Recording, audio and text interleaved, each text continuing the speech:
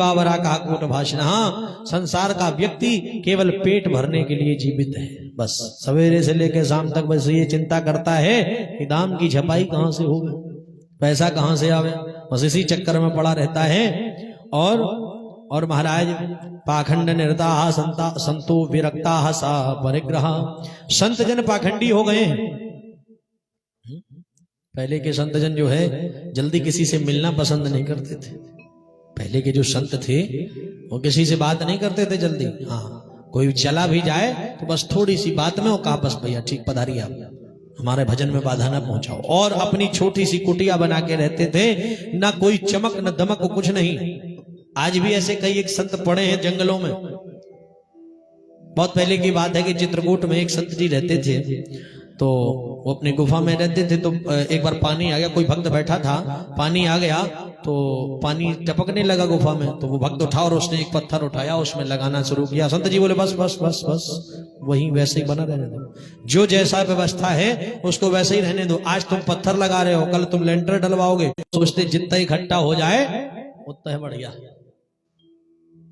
कभी गाय के नाम पर, कभी कन्या विवाह के नाम पर, कभी आश्रमों के नाम पर, कभी गौशाला के नाम पर, कभी वृद्धाश्रम के नाम पर, कुल मिला के दिन भर मांगना ही केवल उनका काम है और कोई काम नहीं। तरुणियों की चलती है, जो घर की माताएं हैं अब उन्हीं की चलती है। पहले घर के बुजुर्ग लोग, बड़े बूढ़े और पुरुष वर्ग ही निर्णय लिया करते थे। और आज की स्थिति कलयुग की ये हो गई कि जो घर की घर से हैं वही जो निर्णय ले ले वही मान्य होगा। ये भागवत जी में लिखा है। और श्याल को बुद्धिदायका, साले लोग बुद्धि देने वाले हो गए। घर बिगाड़े, दीवाल बिगाड़े आला, और घर बिगाड़े साला। सालों का इतिहास बहुत खराब है। जिस घर में साले घुस गए वो घर है बर्बाद हो गया। श्याल को बुद्धिदायका, घर में अगर किसी प्रकार की कोई गड़बड़ी होती है, कोई लड़ाई भई या किसी में मनमुटाव कुछ भी हुआ, तो पंचायत बैठी तो सबसे पहले साले साहब बुलाएंगे, बताओ भाई क्या होना चाहिए। साले साहब घर का निर्णय करेंगे। कन्या विक्रयण, वृंदावन में जब जाकर देखा तो आनंद आया थोड़ा सा, क्योंकि वृंदावन भूमि अपने आप में ही भक्ति भूमि है। एक ब्रज रेणुका पे चिंतामणि वार डारो, और लोकन को वार डारो, श्री वृंदावन धाम पे रची सची वार डारो, और रंभा को वार डारो, नंद के कुमार पे। कहें अभय राम एक राधा को जानत हूँ, और देवन को वार डारो, वृषभानु के दमाद पे। अश्रुधार बहा रही थी। नारद जी ने जाकर के देवी को देखा, सो खड़े हो गए। उस देवी ने जब संत को देखा तो उसके मन में थोड़ा सा धैर्य जागृत हुआ। बोले, उसने सोचा कि चलो संत जी आए हैं तो कुछ मेरी समस्या का समाधान करेंगे। वो देवी कहने लगी, महाराज भो भो साधो क्षणम तिष्ठ, मच्चिंता विनाश, दर्शनम तबलो कस्य,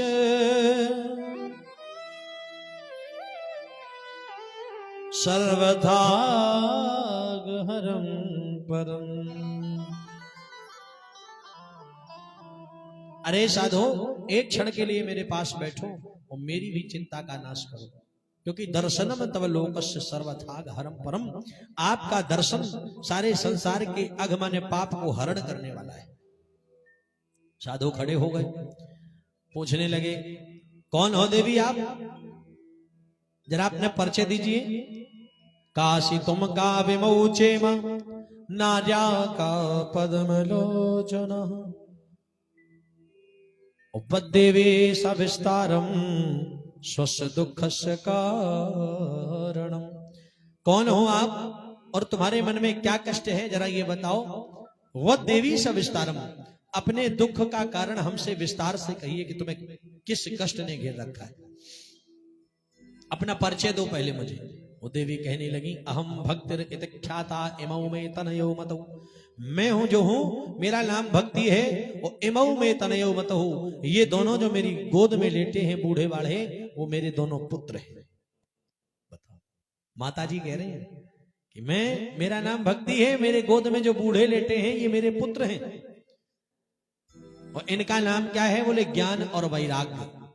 इनका नाम ज्ञान और वैराग्य है। ज्ञान वैराग्य नामानो काल योगे न जर्जरो, समय के योग के कारण ये दोनों बूढ़े हो चले। मुझे कष्ट इतना है कि मैं जवान हूं और मेरे पुत्र बूढ़े पड़े हैं। हे देवर्षि नारद, कोई भी माता होगी, उस माता के सामने उसके पुत्र बूढ़े हो जाएं तो उसे कष्ट तो होता ही है। कौन सी माता सुखी होगी बताओ? हम बैठी जवान और मेरे पुत्र बूढ़े पड़े। कहां से आई हो? बोले उत्पन्ना द्रविणेशाहम वृद्धिम कर्नाटके गदा, क्वचिन क्वचिन महाराष्ट्रे गुर्जरे जीर्णताम गता। मैं द्रविड़ देश में उत्पन्न भई और वृद्धिम कर्नाटके गता, कर्नाटक में बढ़ी, और क्वचिन क्वचिन महाराष्ट्र, कहीं कहीं पर महाराष्ट्र में बढ़ी, और गुर्जरे जीर्णताम गता, भक्ति देवी कहती हैं गुजरात में जाके बूढ़ी हो गई। श्लोक के अर्थ के अनुसार अगर समझा जाए तो ये तो जो है शहरों के नाम है, कर्नाटक गुजरात आदि ये शहरों के नाम है, लेकिन इसको हम आध्यात्मिक अर्थ समझेंगे। क्या है इसका आध्यात्मिक अर्थ? माने उत्पन्ना द्रविणेशाहम, भक्ति देवी कहती है कि मैं द्रविण देश में उत्पन्न भई। ये द्रविण देश कहां है? जो हमारा हृदय है। भक्ति का ही दूसरा नाम है प्रेम। किसी के प्रति किसी को प्रेम होता है तो कहां से? हृदय से। प्रेम की उत्पत्ति हृदय से होती है। और भक्ति देवी कहती है कि वृद्धिम कर्नाटके गता, कर्नाटक में बढ़ी हूं। तो ये कान जो है हमारे, यही तो कर्नाटक है। भगवान की कथा जब इन कानों से सुनोगे तभी तो उनके प्रति भक्ति बढ़ेगी। वृद्धिम कर्नाटके गता, और क्वचिन क्वचिन महाराष्ट्र, भक्ति देवी कहती कहीं कहीं पर महाराष्ट्र में बढ़ी। ये महाराष्ट्र क्या है? बोले जो विवेकी पुरुष होते हैं, महान विवेकी पुरुष, वो भक्ति को बड़ा मानते हैं। अच्छा ये बताओ, भक्ति बड़ी है कि ज्ञान?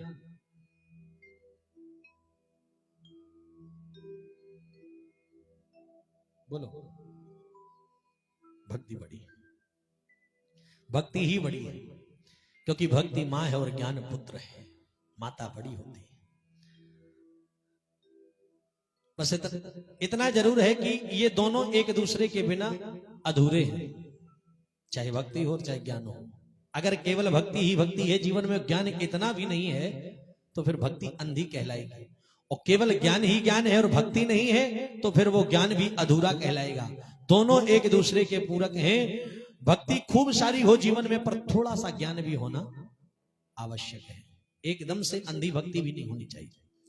तो महाराज भक्ति देवी कहने लगी हर जगह, अच्छा तो विवेकी पुरुष जो होते हैं, माने महाराष्ट्र, महान विवेकी पुरुष भक्ति को बड़ा मानते हैं। क्वचिन क्वचिन महाराष्ट्री और गुर्जरे जीर्णताम गता, भक्ति देवी कहती हैं कि गुजरात में जाके हम बूढ़ी हो गई। गुजरात क्या है? जहां बोले पाखंडवाद है, जहां पूजा में दिखावा है। लोग पूजा में दिखावा करते हैं। नहीं गया कोई? नहीं गया? जो गए हैं एक बार हाथ उठा दे। जय जय। वृंदावन धाम बड़ा ही पावन धाम है।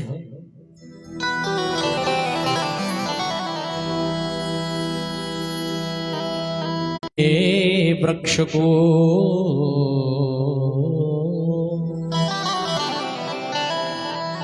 मरम न जाने को,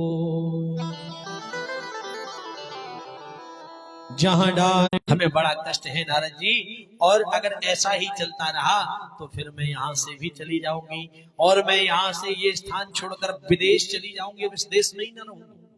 नारद जी को बड़ी चिंता भई कि भक्ति देवी अगर इस देश को छोड़ के चली गई तो फिर नंदलाला राधा झूले सांवरिया, ब्रज के नंदलाला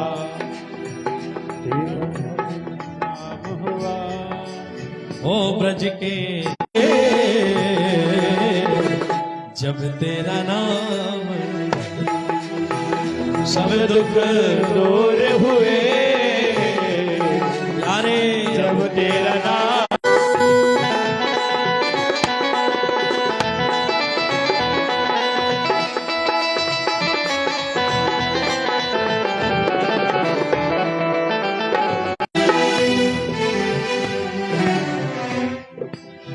जब तेरे गोकुल पर आया दुख भारी, जब तेरे गोकुल पर आई दातारी, हाँ एक इशारे में तूने उठा लिया, मुड़ गया गोवर्धन जिसे तूने उठा लिया, और सब दुख दूर हुए। राधे राधे जपे जा राधे राधे, ओ राधा, ओ राधा, राधा सब वेदन को सार जपे जा राधे, ओ राधा सब वेदन को सार जपे जा राधे राधे हो।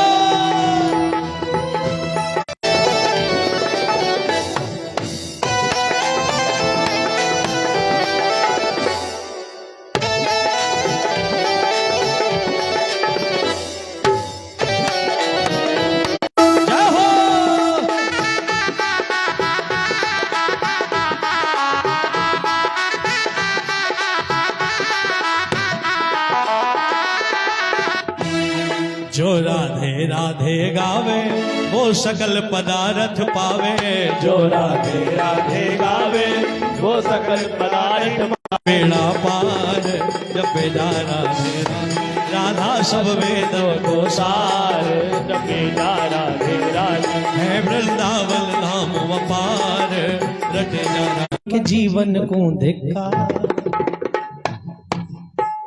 उसका जीवन बेकार जिसके मुख से एक बार भी राधा नाम ना हो। ओ जीवन के जीवन बाके जीवन को धिकार। अब जरा दोनों हाथ उठाइए एक साथ और लगा के ताली, जपे जा राधे राधे, ये जीवन को धिकार।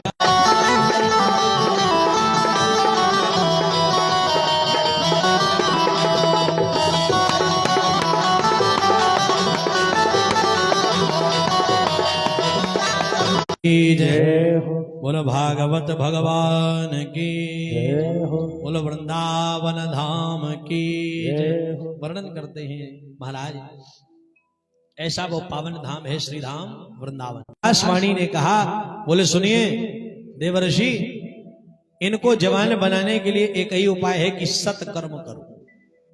अब नारद जी बोले सत्कर्म क्या होता है? अब नारद जी इस प्रश्न का कर्म होता क्या है? नारद जी बोले अब हम उसी खोज में निकले हैं, तो अब आप मिले हो। चारों ऋषियों से कहा, शरद कुमारों से, बोले अब आप मुझे मिले हो तो अब आप बताओ कि सत्कर्म क्या होता है। नारद जी हंसने लगे, बोले ले भागवत कथा की कह रहे हो आप? इधर तो हम पूरा भागवत का बाप सुना के बैठे, वेदों से तो निकली भागवत, और वेद सुना दिया, फिर भी जब वो जवान ना भय तो ये भागवत क्या कर पाएगी? ऋषि हंसने लगे, बोले महाराज अभी तुमने भागवत की महिमा कोई नहीं जाना। जैसे आम में रस होता है, आम के फल में रस होता है। अब कोई कहे कि आम के फल में जब इतना रस है तो आम के पेड़ में तो बहुत ही रस होगा, क्योंकि वो तो बाप है उसका। तो आम को चबाना छोड़ करके और कोई पेड़ चबाना शुरू कर दे तो भला क्या उसे में रस मिलेगा? ज्यादा ताकत लगाओगे रस निकालने की तो सब बत्ती सी खत्म हो जाएगी, है? तो आम में से रस तो नहीं निकल सकता। रस तो फल में ही होता है, न कि वृक्ष में होता है। तो वेद है वृक्ष, निगम कल्प तरोर गलितम फलम। भागवत जी जो है वो कल्प वृक्ष से निकला हुआ गला हुआ फल है, और जितना भी वेदों का रस था वो सब इसी फल में निचोड़ कर धर दिया है पूरा। तो इस फल को खाइए, वृक्ष के चक्कर में मत पड़िए। जैसे कई एक उदाहरण दिए फिर नारद जी को ऋषियों ने, बोले जैसे कोई माता कहे कि हमें खीर बनानी है या चाय बनानी है तो शक्कर नहीं है। अब सोचो शक्कर नहीं तो शक्कर का बाप गन्ना होता है, गन्ने से शक्कर बनती है, छोड़ो गन्ने से बना लो, काम चला लो, अब बन जाएगी? नहीं बन पाएगी। या पूर्णिया निकालनी है, घी नहीं है, अब घी नहीं है तो घी का बाप दूध होता है, दूध से घी बनता है, चलो दूध डाल के पूर्णिया निकाल लेते हैं, तो क्या निकल आएंगे? ऐसे कई एक उदाहरण दिए। बोले ऐसा तो नहीं हो सकता। ठीक इसी प्रकार से जो काम वेद नहीं कर सकता वो भागवत करेगी, क्योंकि इस सारा फल का निचोड़, सारे वृक्ष का निचोड़ फल में है, भागवत जी में है। जब इतनी बात करी तो नारद जी को समझ में आ गया। बोले बात तो सत्य है कि फल में ही रस होता है, ना कि वृक्ष में। तो कहा क्या करूं? नारद जी ने कहा भागवत मैंने सुनी तो है, लेकिन अभी तक ध्यान नहीं दिया सही से मैंने भागवत जी पर। आप हमें जरा ध्यान से सुनाओ कथा, हम पहले सुनना चाहते हैं तब जाके उनको सुनाएंगे। तब ऋषियों ने कहा कि अभी तुमने दीक्षा नहीं ली, क्योंकि बिना गुरु दीक्षा लिए कथा श्रवण करने का व्यक्ति अधिकारी नहीं होता। पहले दीक्षा संस्कार होता है, फिर इसके बाद में भागवत कथा श्रवण कराई जाती है। तो नारद जी को सबसे पहले दीक्षा दी है सनत कुमारों ने। अब बोले कहां सुनोगे कथा? तो बोले जहां आपको उचित लगे। सनत कुमार बोले देखो यहाँ बड़ा ऊंचा स्थान है बद्रीनाथ, यहाँ पर लोग आ भी ना पाएंगे कथा सुनने के लिए, हम तुम अकेले ही तो नहीं कथा सुन सकते, और भी श्रोता सुने कम से कम कथा, तो चलो छोड़ा यहाँ से नीचे उतर चलते। सुनाते तो बद्रीनाथ में सुना देते। अच्छा अब तो सभी चले जाते बद्रीनाथ, क्योंकि अब तो साधन है, हेलीकॉप्टर से, बस से और ट्रेन से, चाहे जैसे जाओ चले जा सकते हो। पहले बड़ा दुर्गम रास्ता था, लोग चारों धाम करने जब घर से चलते थे तो सब पूरी घर गृहस्थी से फारिग जब हो जाते थे पूरी तरह से, तब निकलते थे। बोले आ गए लौट गए तो अच्छी बात, और नहीं आए तो भगवान को समर्पित हो जाएंगे, है ना। लेकिन अब तो सभी जा सकते हैं। तो उस समय बड़ा दुर्गम था जाना वहां पर। तो ऋषियों ने कहा क्या करें? बोले नीचे चलो थोड़ा सा। ऊपर से नीचे उतर आए, कहां? हरिद्वार में। बद्रीनाथ से हरिद्वार में आई, और नीचे नहीं गई, ऊपर से नीचे उतर आए। हरिद्वार में इसलिए बैठे, बीचों बीच स्थान है, नीचे से ऊपर भी आ सकते हैं लोग, दिल्ली बंबई वाले अगर चाहें तो वो ऊपर आए थोड़ा सा उठ करके, और जो ऊपर विराजमान है वो नीचे आए। ये क्या है? आध्यात्मिक अर्थ समझिए। देखो जो ऊपर बैठे हैं ऋषि मुनि, जो गुफाओं में बैठे हैं, जो योग में स्थित है, जो योग में स्थित है, यम नियम आसन प्रत्याहार आदि इन सब में स्थित है, जो ध्यान धारणा लगा करके जो योग में स्थित है, उसे बताओ कथा वो सुन पाएगा वाला? उसे कहां कथा सुनाई देगी? वो तो अपने योग में स्थित बैठा है, खूब कथा कहते रहो, वो तो अपने योग में है। तो उसे इस योग की पराकाष्ठा से थोड़ा नीचे उतरना पड़ेगा। जो बद्रीनाथ की ऊंचाई है, माने ये योग की ऊंचाई है। अगर कथा का आनंद लेना है तो योग की ऊंचाई से थोड़ा सा नीचे उतर जाओ। और इसके बाद, और जब संसारी पुरुषों के लिए क्या लिखा? जो नीचे से ऊपर आए थोड़े हरिद्वार में, बोले वो जगत के प्रपंच से थोड़े ऊपर उठ जाए। अब जगत के प्रपंच में आदमी लगा रहे, संसार की चर्चा में लगा रहे, तो उसका मन कथा में कहां लग पाएगा? घर गृहस्थी में लगा हो, नौकरी चाकरी में लगा हो, पैसे में लगा हो, प्लाट मकान में लगा हो मन, तो भला वो भगवान की कथा कैसे सुन पाएगा? तो उसको इससे थोड़ा ऊपर उठे, माने नीचे से थोड़े ऊपर आइए और ऊपर से थोड़े से नीचे आइए। जब बीच में आओगे तब आकर के भगवान की कथा का आनंद प्राप्त होगा। तो वही हरिद्वार में कथा का आयोजन किया और महाराज बैठ गए हैं, कथा श्रवण कराने लगे। जैसे कथा शुरू हुई तो भक्ति देवी तो पीछे पीछे नारद जी के घूम रही थी कि यही हमारे तरण तारण करने वाले हैं। जैसे ही कथा प्रांगण में भक्ति देवी प्रवेश हुई, उसी समय दोनों पुत्र जवान हो गए हैं। बोलो भागवत भगवान की जय। भक्ति देवी ने भागवत प्रांगण में प्रवेश करते ही दिखा दिया सबको कि देखो मेरे दोनों पुत्र जवान हो गए। भक्ति सुतौ तौ तरुणौ गृहीत्वा प्रेमैकी रूपा सहसा विरासी श्री कृष्ण गोविंद हरे मुरारे नाथेति नाम निमहुर्वदन्ति। भक्ति सुतौ तौ, दोनों पुत्रों को लेकर के, भक्ति सुतौ तौ और तरुणौ माने जवान हो गए दोनों पुत्र। गृहीत्वा और प्रेम रूपा सहसा विरासी। प्रेम की रूपा भक्ति देवी आज दोनों पुत्रों को जवान बना के जैसी भागवत प्रांगण में आई तो देखा कि भागवत प्रांगण में जैसे कान में भागवत के श्लोक सुनाई पड़े दोनों पुत्र जवान हो गए। जय जयकार करने लगी भक्ति देवी, जय हो भागवत भगवान की, जय हो भागवत भगवान की। और यही गा रही थी, श्री कृष्ण गोविंद हरे मुरारे, हे नाथ नारायण वासुदेव। गाइए, श्री कृष्ण गोविंद हरे मुरारे, हे नाथ नारायण वासुदेवा। श्री कृष्ण गोविंद हरे मुरारे, हे नाथ नारायण वासुदेवा।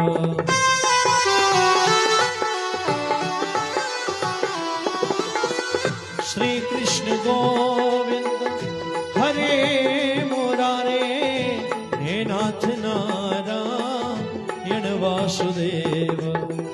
श्री कृष्ण गोविंद हरे मुरारे, हे नाथ नारायण वासुदेव, हे नाथ नारायण वासुदेवा।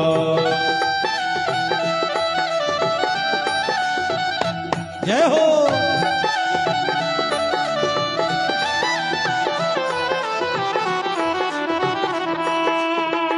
श्री कृष्ण गोविंद हरे मुरारे, श्री कृष्ण गोविंद हरे मुरारे, हे नाथ नारायण वासुदेव।